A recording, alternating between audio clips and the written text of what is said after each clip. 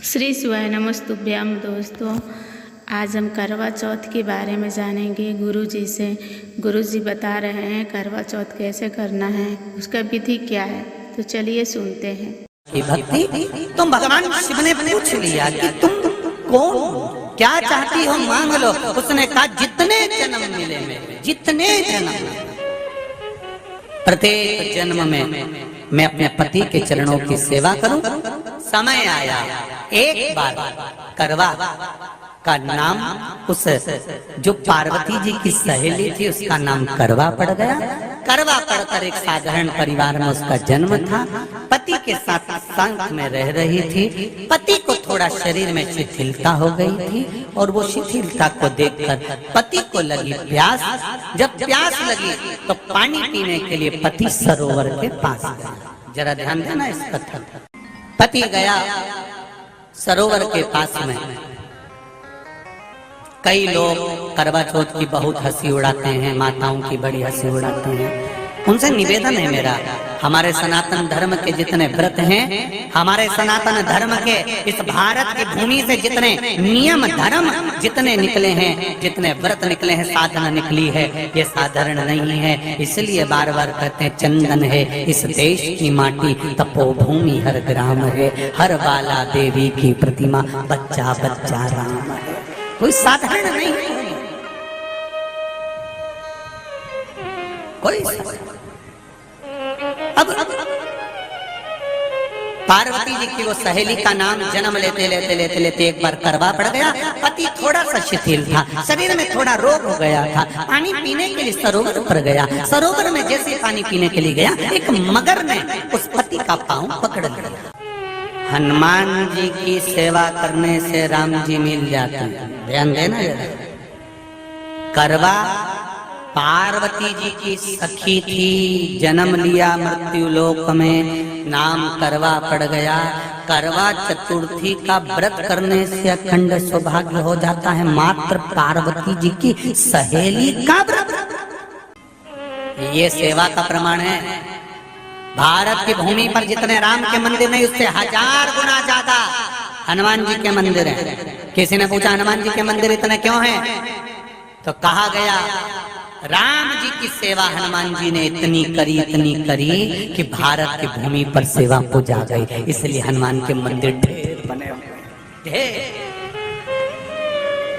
हमारे यहाँ सेवा पूजा की करवा गई। करवा ने देखा कि मेरे पति का पांव मगर ने पकड़ रखा है, और करवा शिव की उपासक थी। करवा शंकर की उपासक, और शंकर भगवान से ज्यादा करवा माता पार्वती जी की उपासक थी, क्योंकि पार्वती जी की सहेली थी। पति का पांव खींच कर मगर पानी में लेकर जा रहा था। करवा आराधना में लगी हुई थी। केवल करवा ने मिट्टी का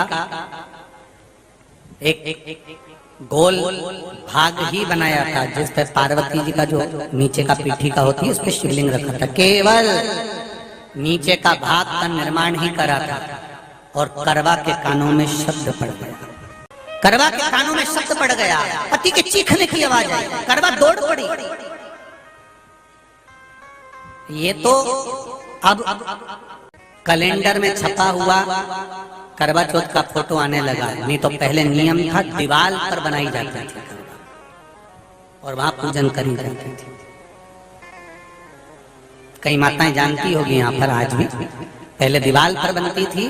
पूरा परिवार की सौभाग्यवती नारियां वहां आकर पूजन करती थी एक जगह, फिर बाद में छत पर जाकर करवे का अर्घ दिया करती थी। ये नियम था।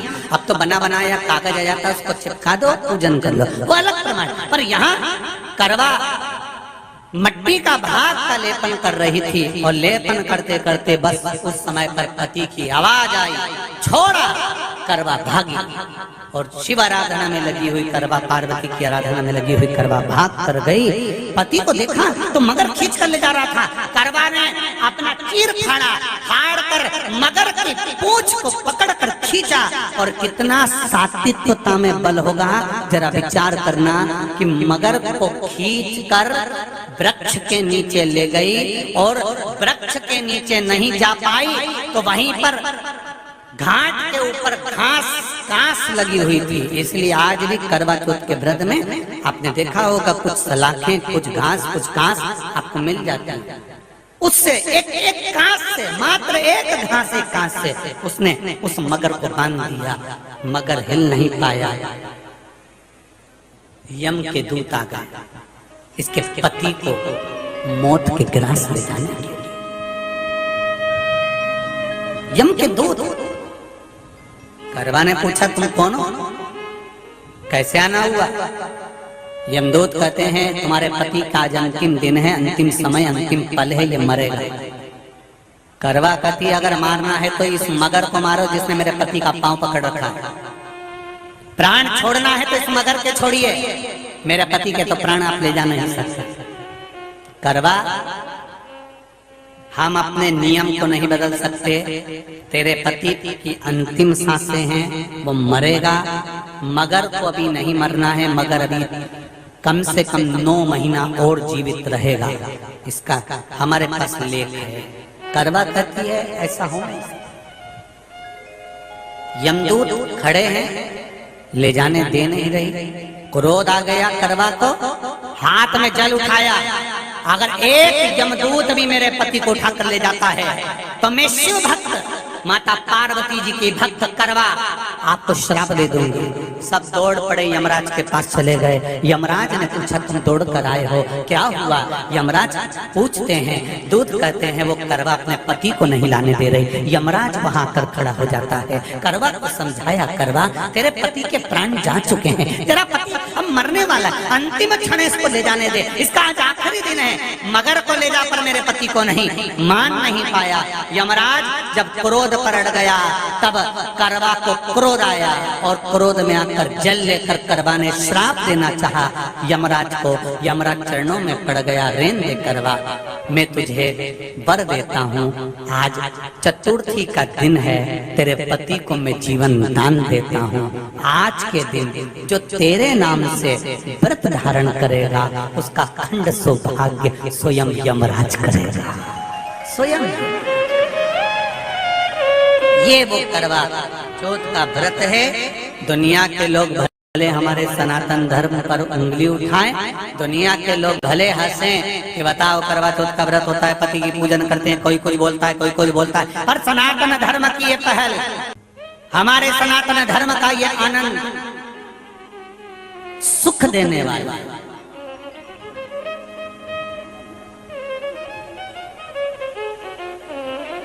एक बात और कहेंगे आप, ये भारत की भूमि, ये मेरे हिंदुस्तान की भूमि सभ्यता और संस्कृति की देने वाली है। ये सिखाती है विदेशों को भी कि नारी को किस तरह से रहना चाहिए और उसका जीवन कैसा जीना चाहिए। ये दिखाती है कि एक नारी अपने पति को भी यम की कैद से छुड़ा कर ला सकती है। करवा का पति जो मगर ने पांव पकड़ रखा था, प्राण छूट रहे थे, वो करवा का पति जीवित रह गया, जीवित दौड़ कर गई। मट्टी का पात्र रखा था, मट्टी के पात्र में जल भर कर लाई अपने पति को, क्योंकि पानी पीने के लिए ही गया था, जल पीने के लिए गया था। मट्टी के पात्र में जल भरकर जब करवा लेकर आती है और करवा जब मट्टी के पात्र में जल भरकर लेकर आई, अपने पति को पानी पिलाने लगी। पति उठा, उठकर उसने कहा इस जल की जरूरत तेरे को है करवा, क्योंकि तूने शिव आराधना के लिए, पार्वती की आराधना के लिए मुख में कोई जल नहीं रखा। पति ने जल का आचमन अपनी पत्नी को कराया। बस वही नियम आज तक हमारे सनातन हिंदू धर्म में चला आ रहा है। करवा चौथ का पति पत्नी आचमन करा। ये करवा चौथ की कथा का विस्तार, कई लोग कहते हैं कथा कहाँ से आई, तो आप बता सकते हो इस कथा को आज की क्लिप को काट कर जनमानस तक भेज सकते हो कि ये कथा का विस्तार आप अपने जीवन में सुनिए। उसके बाद फिर भगवान कृष्ण ने द्रौपदी को इस कथा का वर्णन कराया। फिर एक कथा भगवान कृष्ण ने सुनाई, एक सेठ का प्रसंग। उसके 7 पुत्र थे, एक पुत्री थी। भाइयों की बहन उसको खाना खिलाना था। भूख के भाई साथ में खाना खाते थे। एक अग्नि का ज्वाला दिखाकर चलनी में से बहन को भोजन करा देना, पति का नष्ट हो जाना। फिर श्री शिवाय नमस्तुभ्यम। दोस्तों, ये वीडियो कैसी लगी कमेंट बॉक्स में बताना और कमेंट में जय कारवा माता लिखना ना भूलना। और हमारे चैनल पे नए हैं तो चैनल को सब्सक्राइब करें। Thank you.